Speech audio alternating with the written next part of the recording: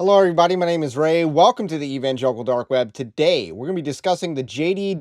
Greear Unmasked documentary, which exposes a wolf in wolf's clothing. That is J.D. Greear of Summit Church, who was formerly the president of the Southern Baptist Convention, the largest Protestant denomination in the United States. J.D. Greear has wielded considerable influence over widespread evangelicalism over the last 10 years, and he has been an absolute monster, ravaging the church. And this has shown up even on a local church level, which is what this documentary exposes.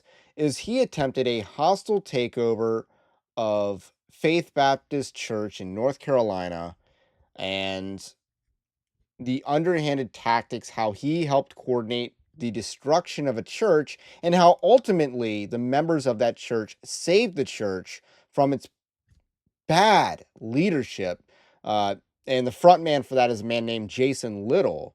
And ultimately a merger attempt by the Summit Church, led by J.D. Greear, who would go in fight mode to acquire a large multi-million dollar property in order to expand his local, or not his local church, but his mega church empire, and get another franchise, a premium franchise location in Knightdale, North Carolina. So this is a very interesting documentary. And then J.D. Greear has since responded. The Summit Church has responded to the documentary, so you'll love to see that. This documentary's gotten like hundreds of thousands of views at this point, so you love the traction that it's getting. This has been great so far, and the documentary itself is really good. It tells a very heartwarming story about church hurt and ultimately perseverance. So I'm going to show two clips from the 3-part documentary, and I'm going to talk about the Summit Church's response. But first, a word from our sponsor. Hey friends, Ray Fava here from Evangelical Dark Web. It is my belief that right now we need more Christian patrons. Let me ask you something. Do you have a vision for your family, your business, your community? Do you dream of building something lasting, something that glorifies God and blesses generations to come? Are you ready to become a new Christian elite? Then you need to talk to my friends at First Liberty Building and Loan. For over 30 years, First Liberty has said yes when big banks say no. They've been the bridge between visionary entrepreneurs and the capital they need to build, buy, and grow. They don't just talk about community, they are the community, grounded in Noonan, Georgia, and serving business owners across the country. Their team is deeply involved in church leadership, local government, and civic life, and they're not afraid to say it. They honor God in all they do. And that's not just marketing, it's the foundation of their business. If you're a Christian entrepreneur who wants to build multi-generational wealth, make a cultural impact, and leave a legacy, First Liberty wants to help you do it. So grab the ox goad, light the torches. It's time to build your kingdom for God's glory and your children's future. Visit firstlibertyga.com to learn more and apply today. That's firstlibertyga.com. So just a statement, this church was saved because some of the members were, those local new Christian elites. Like, they fought for their church. They had the resources to get lawyers to help fight for their church. And what we're going to talk about a lot is the legal proceedings in this video. So this is the first part, and what we're talking about here, episode 1 largely focuses on a hostile takeover, how this guy named Jason Little was appointed pastor of the church and how he mismanaged his church. He ended a bunch of programs. He got rid of a bunch of their assets and stuff, and people left. So the membership is declining, the funds are declining, and now they're trying to present the situation as worse than it actually was and as more unsolvable than it actually was. So this clip is very interesting. To me, it was my favorite clip from episode 1. So we're going to dive into this one.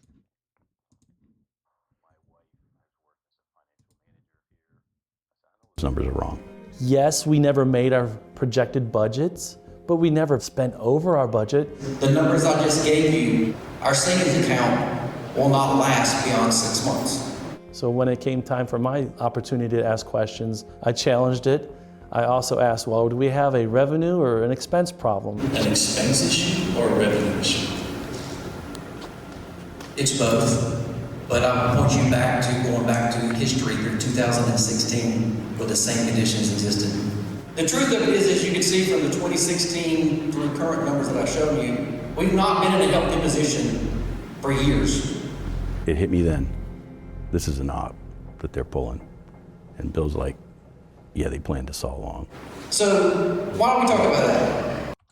So, like I said, they're running this church into the ground, and it's a very intentional effort on the part of this church's leadership to run it into the ground so they can use the disillusion to give their assets to the Summit Church and J.D. Greer's multi-mega church franchise empire. That's what's going on here. They're running a church into the ground so that Summit can acquire the assets. And this becomes a very huge point because there's eventually a vote on it, which we'll talk about more when we get to Summit's perspective. We didn't understand it until that date. This whole thing was a conspiracy to commit constructive fraud. Now, that's my opinion. I'm not a lawyer, but I believe that that's what it was. You're in a budget meeting for the corporation, and you've got the chief executive officer, Jason Little. You've got the treasurer, the CFO, Lynn Gay. John Wallace is presenting, in my opinion, erroneous numbers of losses over 8 years, adding up to $1.2 million. All the leadership was present in the meeting. They sat silent while that was presented to the investors of the corporation to get a certain outcome to happen. Our passion has to be the kingdom of God over the castle of the local church. You are the church. We are the church, not the building. It's really not about buildings and budgets. I couldn't sit by and not do anything. To me, it was an op. It's where I work. I always look for that stuff. So another point to bring up is the fact that they retroactively changed the numbers of previous years to inflate the losses, and that is a serious red flag. So when they're talking about erroneous numbers, that's what they're talking about. After they presented everything, I went forward. Brian Alper. Brian.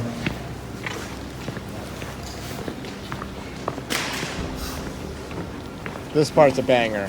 Respectfully, as the leadership team looked at removing him as pastor, I said, has the leadership considered getting rid of Jason Little to save money? I know from personal talking to you, he doesn't have to make people happy. So you know what happens? When people leave the church, they take their money with them. And that's really what we're down to. And I continued on my little rant. It's actually come to my attention recently that sounds like you're talking with Summit about maybe selling all the property. And Jason's eyes get real big, and they definitely didn't want anybody to know that. They didn't deny it at the time. Do you have a question about the budget? Yeah. Can you I think we can say. Can I ask you one question first? Yeah. Are you recording me on that phone? Absolutely. Did I give you permission? You don't have to in this state. It's one person. I'm the person. Can you let everyone know what you just said? Can you let everyone know what you just said? And I think other people would probably say, yeah, it's good I'm recording it. Okay? Absolutely, it's ethical. Do you have any questions? Okay, my question is, has the leadership looked at saving money by getting rid of Jason? No, we have not. Okay, that's my question. Thank you. I'd like to make a motion, actually, to get rid of him. Nothing. So that is just a banger scene from the documentary where he just makes a motion to remove the villainous pastor Jason Little. And, he fought for his church all along the way. And this is I believe it's in late December of 2023. So this is a whole year and a half before, the documentary comes out. They're, getting their receipts in order. They're getting, they would eventually file a lawsuit. And that lawsuit would be about the eventual vote to merge with the Summit Church.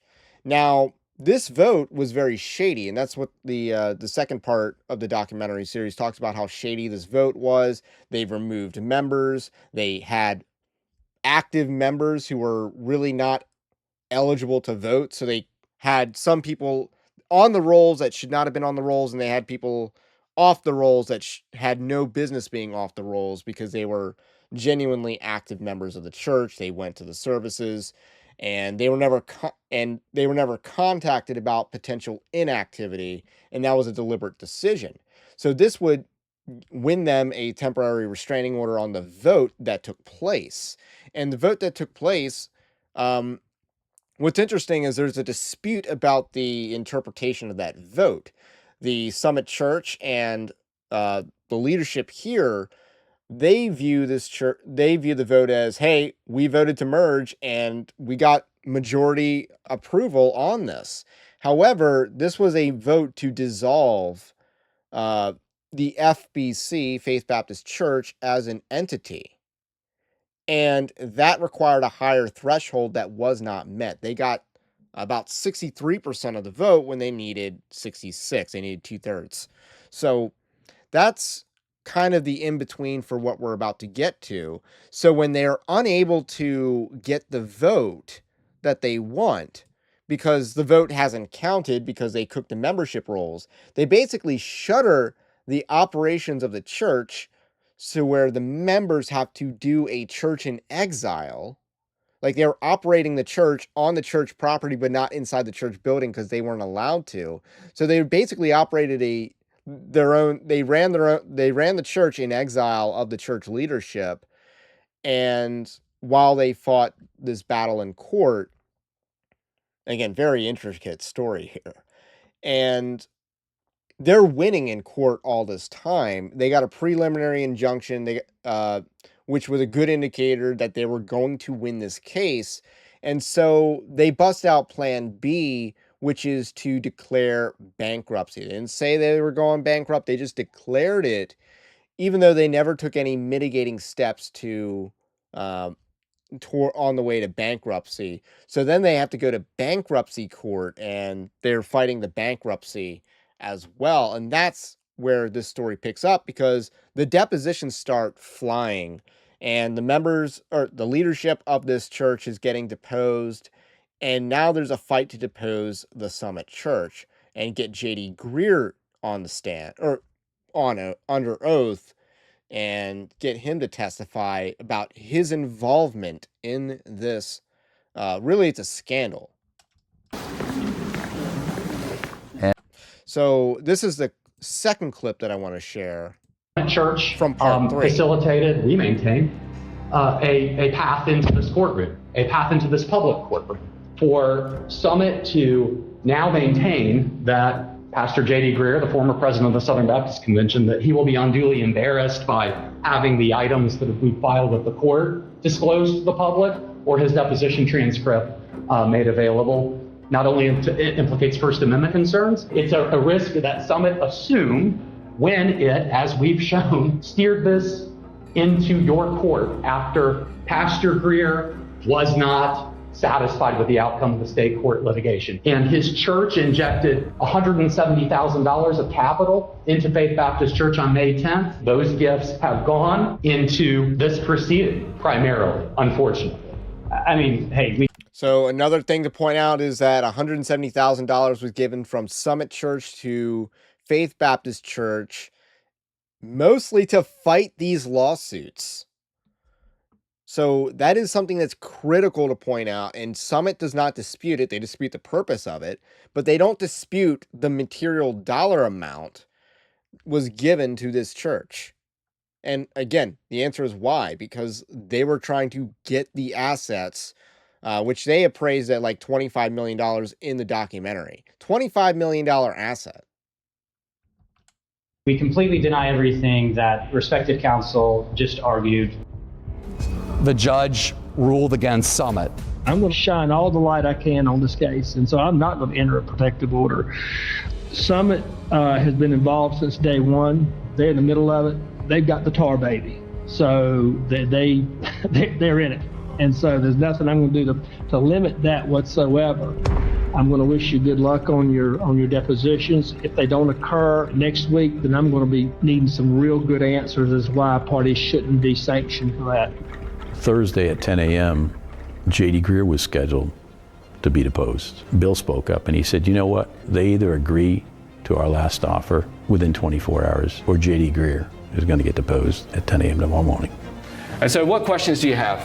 Amy will be glad to answer them all. It's going to be a little bit unfiltered, and it's not scripted. I'm not sure what's going to come out here. You set them up for failure. Look here. Look in the camera. All right.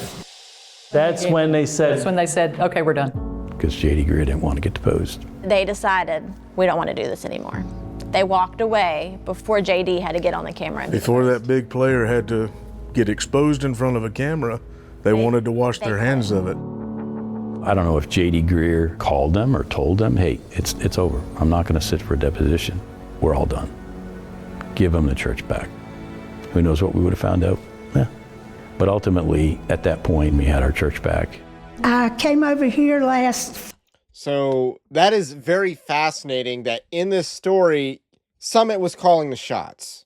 Because at the end of the day, they were a third party. They're not being sued, but they are an interested third party. And they don't get to call the shots on these negotiated settlements. It is, the church leadership that got to call the shots, but clearly, formally speaking, but clearly J.D. Greear was calling the shots. He said, I'm not getting deposed. And so it's over. I'm pulling the plug on this lawsuit. And that's what happened. They folded the towel. J.D. Greear fled the battlefield like he's Cleopatra, which would make Jason Little the Mark Antony in this homoerotic metaphor because, again, they're both, weak on the issue, or at least J.D. Greear is very weak on homosexuality. So very fitting to use this analogy on him that he fled like a coward, like Cleopatra did. And that is, it's bittersweet. It is very bittersweet that J.D. Greear was not able to get deposed, but so that's the bitter part. But the sweet part is they won. Jason Little surrendered. And J.D. Greear fled the battlefield, and then Jason Little surrendered. So they got their church back. And it sounds like from the rest of the documentary, they got back to the previous numbers from before Jason Little's tenure there. So they got the church back, and they got it humming again. At least by the time the documentary was filmed, they got it humming again. So it's a beautiful story, but there's two sides to every story, and the Summit has their response. Dear Summit family, as some of you may have seen, our pastor and our church are the subject of a recent documentary series about our attempted church merger with Faith Baptist Church in Knotdale. We received no advance notification about this documentary, nor were we consulted about issues discussed within it. We saw this for the first time when the episodes were shared with the public. So let me just weigh in on this. I do not blame them. If they gave them no advance notice of this documentary, I do not blame them. Because J.D. Greear is litigious behind the scenes about trying to suppress criticism of his disastrous ministry. He is very litigious. He does pull the strings. He does get into fight mode. I'm not going to name names or personal examples that I have to back up this, but it is true. This is who J.D. Greear is, and I think the people who made this documentary know that, so they did not get their side of the story. And if J.D. Greear wanted his side of the story to be known, he should have been deposed. So I have no problem if that's true. I don't, again, not 100% sure that they didn't say, hey, do you want to comment on this documentary that we're about to publish? They might have done that, but I would not blame them if they did not, because of J.D. Greer's reputation that these people would have been aware of for his petty actions behind the scene. He continues, story being told misrepresents the events as well as our intentions in this process. The Summit sought to pursue this path with the utmost integrity at every step. As your directional elders, that's a very interesting distinction between regular elders, but they apparently have two different types of elders, directional and campus elders. It's really stupid and sounds unbiblical because it is, because, you know, they're running a church closer to McDonald's, and part of the McDonald's model of running a church means that you recognize you are a real estate company, which is why they wanted this $25 million property for pennies on the dollar. So JD Greear knows the game, and it's real estate. So our responsibility is to provide leadership and accountability for our church. And over the last few weeks, we have made ourselves available to answer any questions. We have not spoken publicly about this yet. However, as we believed that it would be wise to refrain from responding in any public way until all parts were released. So they released this very recently because part 3 was just released on Wednesday of last week. And I've finally gotten the chance to watch it all. Watched it all with my wife. Fun movie night, because we don't really watch a whole lot of movies. But I put this on, and you know, it's good time with the family, with the wife, I guess. I'm going to skip ahead a little bit. In January 2024, the leadership of Faith Baptist expressed a clear desire to move forward with the process, and on February 19th, 2024, our directional elders elected to pursue it as well. As we mentioned, this would mean FBC dissolving their church by a congregational vote and its members joining the Summit Church, something both sides were very aware of. FBC leadership called for a congregational vote, and on March 3rd, 2024, FBC voted 97 to 55 in favor of dissolving their church and giving their property to the Summit Church, more than meeting the required 50% threshold required by FBC Constitution. So again, that's a bit of a disputed fact, because this is about dissolving their church, which according to the documentary required a 2/3 vote. But they got this entire vote invalidated by the court because they had a restraining order on it. So that was one of the huge wins.